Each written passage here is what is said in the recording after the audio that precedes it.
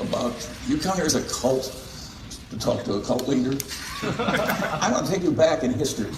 You'll see what an inferior person you're now trusting.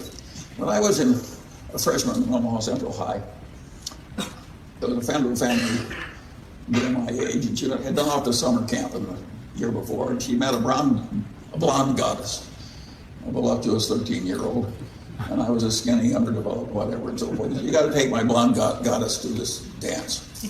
And so I wanted to impress this blonde goddess. And so I pretended to smoke, which I didn't. And she was wearing a net dress, and I set her on fire.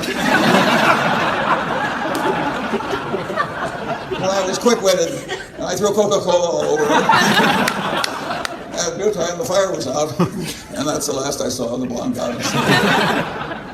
And then I said, well, I got to make more time with the girls. I had another experience. There was a girl who had a name I still remember, Zibby Brewington.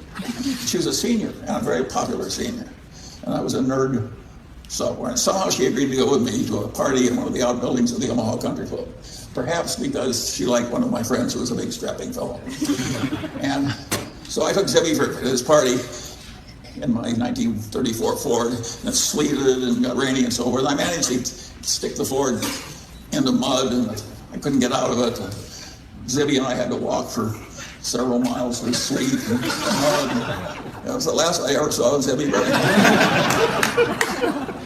And then my car stayed in the mud, and I neglected to put in an antifreeze, and the temperature went way down suddenly. And the block broke. And of course, it was too expensive to fix the car. I lost my car, and my father wouldn't buy a new one because he said, why should I buy a new car for a guy who's dumb enough not to put antifreeze in?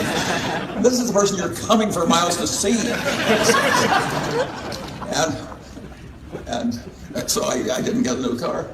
And my life was just one long litany of mistakes and failure.